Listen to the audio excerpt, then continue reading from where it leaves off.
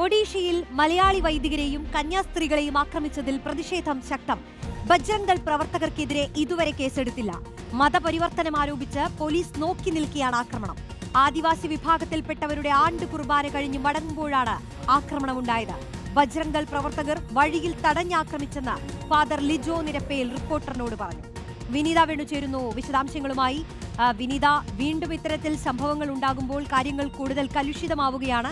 എന്താണ് സംഭവിച്ചത്? പോലീസ് നോക്കി നിൽക്കുകയായിരുന്നു.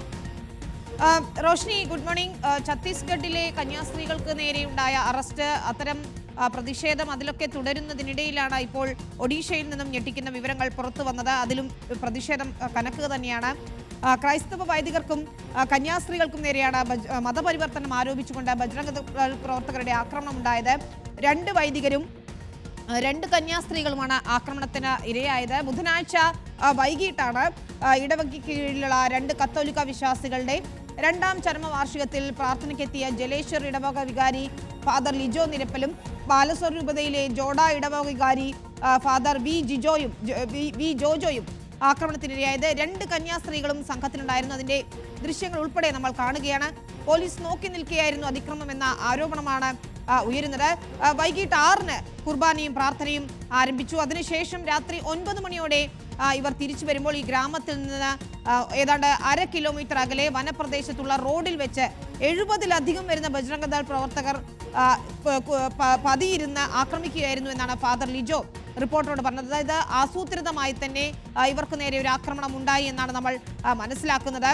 വൈദികർ ഞങ്ങൾ പറഞ്ഞതനുസരിച്ചാണ് വന്നതെന്ന് ആദിവാസികൾ പറഞ്ഞെങ്കിൽ പോലും ഇവർ വിട്ടുകൊടുക്കാൻ തയ്യാറായില്ല. ആക്രമികൾ ഇതൊന്നും ചെവിക്കൊണ്ടില്ല എന്നാണ് ഫാദർ ലിജോ പറയുന്നത്. ഇതിൽ BJP ഭരണമാണ് ഇവിടെ, അതുകൊണ്ട് തന്നെ നിങ്ങൾ എന്തിനാണ് ഗ്രാമത്തിൽ വന്നത്, ക്രിസ്ത്യാനികളാക്കാൻ അനുവദിക്കില്ല, അതായത് മതപരിവർത്തനത്തിന് അനുവദിക്കില്ല എന്ന് പറഞ്ഞുകൊണ്ട് ആക്രമണം നടത്തി എന്നാണ് വൈദികർ പറയുന്നത്. പോലീസ് സ്ഥലത്തെത്തിയെങ്കിൽ പോലും വീണ്ടും ഏറെ നേരം ഇവരുടെ ആക്രമണം അല്ലെങ്കിൽ മർദ്ദനമൊക്കെ തുടർന്നു എന്നാണ് മനസ്സിലാക്കുന്നത്.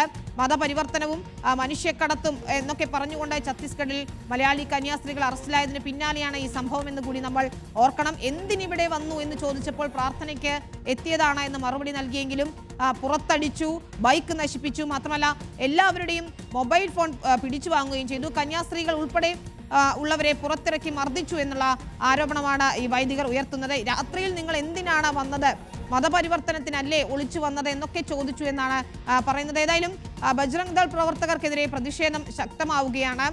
ഇതിൽ പോലീസ് ഇടപെട്ടുകൊണ്ട് ഹൈവേ വരെ ഇവരെ എത്തിച്ചു. അതായത് തുടർന്ന് ഇവർക്ക് സംരക്ഷണം നൽകാൻ പോലും പോലീസ് തയ്യാറായില്ല എന്നതാണ് ഏറ്റവും പ്രധാനപ്പെട്ട കാര്യം. ഇതിലിപ്പോൾ പരാതിയിൽ കേസെടുത്തിട്ടില്ല എന്നാണ് നമ്മൾ മനസ്സിലാക്കുന്നത്.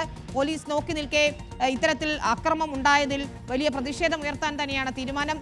ഇന്നിപ്പോൾ പ്രതിപക്ഷം പാർലമെന്റിൽ ഈ വിഷയം ഉന്നയിക്കും. കൊടിക്കുന്നിൽ സുരേഷ് MP തന്നെ ഈ വിഷയം നമ്മളെ അറിയിക്കുകയും ചെയ്തിട്ടുണ്ട്. ഏതായാലും ഛത്തീസ്ഗഡിന് പിന്നാലെ ഒഡീഷയിലുണ്ടായ ഈ അക്രമത്തിൽ വലിയ പ്രതിഷേധമാണ് ഉയരുന്നത്. തികച്ചും അപലപനീയം എന്ന് തന്നെയാണ് നിലപാട് വരികയും ചെയ്യുന്നത്. ഏതായാലും BJPയുടെ നിലപാട് എന്താണ് ഇനി ഇക്കാര്യത്തിൽ എന്നതിൽ വ്യക്തത വരേണ്ടിയിരിക്കുന്നു. കാരണം ഛത്തീസ്ഗഡിലെ ആക്രമണത്തിൽ ഇതുവരെ ബജ്രംഗ് ദൾ പ്രവർത്തകർക്കെതിരെ കേസെടുത്തില്ല. ഇതിന് പിന്നാലെയാണ് ഇപ്പോൾ ഒഡീഷയിലും ബജ്രംഗ് ദൾ പ്രവർത്തകർ ക്രൂരമായി ആക്രമിച്ചതിന്റെ വിവരങ്ങൾ കൂടി പുറത്തു വരുന്നത്. ശരി, വിനീത വേണുവാണ് വിശദാംശങ്ങൾ നൽകിയത്. ഇതിൽ സഭയുടെ നിലപാട് എന്താണ് എന്നുള്ളതിലേക്ക് നമുക്ക് പോകാം.